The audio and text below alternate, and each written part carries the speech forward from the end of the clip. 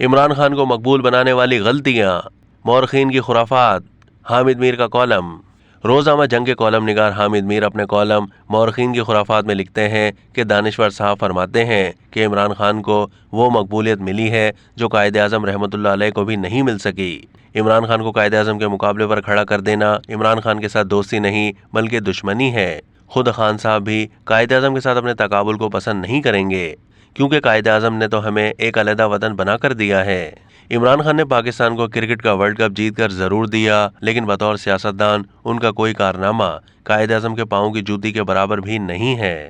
ہاں، وہ پاکستان کے بڑے شہروں میں رہنے والی مڈل کلاس میں کچھ عرصے سے ضرور مقبول ہیں، لیکن اس مقبولیت کے پیچھے ان کا اپنا کوئی کمال نہیں ہے۔ انہیں مقبول بنانے میں حکومت وقت کی ان غلطیوں کا کمال ہے جن کے باعث عمران خان کی حکومت بھی اپنے پہلے 6 مہینے میں بہت غیر مقبول ہو گئی تھی۔ قائد اعظم رحمۃ اللہ علیہ نے مقبولیت کی سیاست نہیں کی تھی، انہوں نے اصول کی سیاست کی۔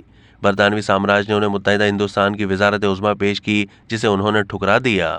وہ ایک سادہ سے مسلمان تھے، لیکن جب ان کی بیٹی نے ایک غیر مسلم سے شادی کی تو بیٹی سے قطع تعلق کر لیا۔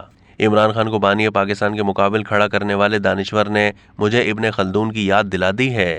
ابن خلدون نے قوموں کی شکست و زوال کے اسباب پر اپنی کتاب مقدمہ میں کچھ مورخین کی خرافات کا ذکر کیا ہے، جنہوں نے تاریخ نویسی کے نام پر مقتدر شخصیات کی خوشامد کی۔ ابن خلدون کے بارے میں مصر کے مشہور مفکر ڈاکٹر طہ حسین نے ایک کتاب لکھی تھی۔ مولانا عبدالسلام ندوی نے علامہ سید سلیمان ندوی کی فرمائش پر اس کتاب کا عربی سے اردو میں 1940 میں ترجمہ کیا تھا۔ اس کتاب میں بتایا گیا ہے کہ ابن خلدون کئی بادشاہوں کے درباروں سے وابستہ رہا۔ وہ بطور وزیر اور مشیر درباری سازشوں کا ماہر تھا، اور ان سازشوں کی وجہ سے وہ کبھی جیل گیا، کبھی جلا وطن ہوا۔ شاطر ایسا تھا کہ امیر تیمور جیسے جنگجو حکمران سے اپنے خچر کے منہ مانگے دام وصول کر لیے، لیکن جب امیر تیمور نے قرآن پاک کی ترتیب میں تبدیلی کا ارادہ کیا تو ابن خلدون نے خوشامد کے بجائے اس کے ساتھ بحث کی۔ امیر تیمور بھی حافظ قرآن تھا اور ابن خلدون بھی حافظ قرآن تھا۔ ابن خلدون کچھ دیگر علماء کی مدد سے اپنے وقت کے طاقتور ترین حکمرانوں کو قرآنی آیات کی ترتیب بدلنے سے روکنے میں کامیاب رہا، ورنہ ایک بہت بڑا فتنہ جنم لے لیتا۔ اپنے انہی ذاتی تجربات کی روشنی میں ابن خلدون نے مقدمے میں لکھا ہے کہ قومی مسائل کو اندھی محبت اور اندھی نفرت کے بجائے عقل کی روشنی میں حل کرنے کی کوشش کرنی چاہیے۔ قومی مسائل کو عقل کی روشنی میں حل کرنے کا راستہ اہل فکر دکھاتے ہیں، جو ہر قوم یا معاشرے میں ہمیشہ اقلیت میں ہوتے ہیں لیکن تازہ افکار فراہم کرتے ہیں۔ دور جدید میں اہل صحافت بھی اہل فکر میں شمار ہوتے ہیں۔ آج کے اہل صحافت بھی مگر اندھی محبت اور اندھی نفرت کا شکار ہیں۔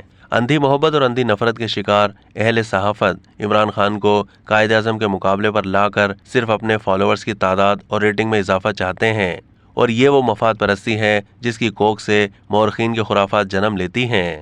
2047 میں جب قیام پاکستان کے 100 سال مکمل ہوں گے تو کوئی نہ کوئی مورخ یہ ذکر ضرور کرے گا کہ 2023 میں فلاں شخص نے عمران خان کو قائد اعظم سے زیادہ مقبول لیڈر قرار دیا۔ کوئی نہ کوئی یہ بھی ضرور لکھے گا کہ یہ وہی سال تھا جب شہباز شریف اور ان کے اتحادیوں کی حکومت الیکشن سے بھاگ گئی، اور کچھ اہل صحافت اس فرار کو قومی تقاضا قرار دیتے رہے۔ یہ تمام اذکار مورخین کی خرافات میں شمار ہوں گے، اور ان خرافات میں کئی جج صاحبان کے وہ فیصلے بھی شامل ہوں گے جن کو کبھی سنہرا رنگ میسر نہیں آئے گا۔ اندھی محبت اور اندھی نفرت کے شکار معاشرے میں کسی کا ہیرو جسٹس عمر عطا بندیال ہے، کیونکہ ان کے فیصلے عمران خان کے حق میں جا رہے ہیں، اور کسی کا ہیرو جسٹس قاضی فائز عیسیٰ ہے، کیونکہ ان کے فیصلوں سے آج کل مسلم لیگ نون اور پیپلز پارٹی بڑی خوش ہے۔ اندھی محبت اور اندھی نفرت کے شکار اہل سیاست و صحافت کو ابن خلدون کی کتاب مقدمہ ضرور پڑھ لینی چاہیے، تاکہ انہیں اندازہ ہو کہ ابن خلدون نے قوموں کے زوال کے جو اسباب لکھے ہیں وہ سب کے سب پاکستان میں ظاہر ہو رہے ہیں۔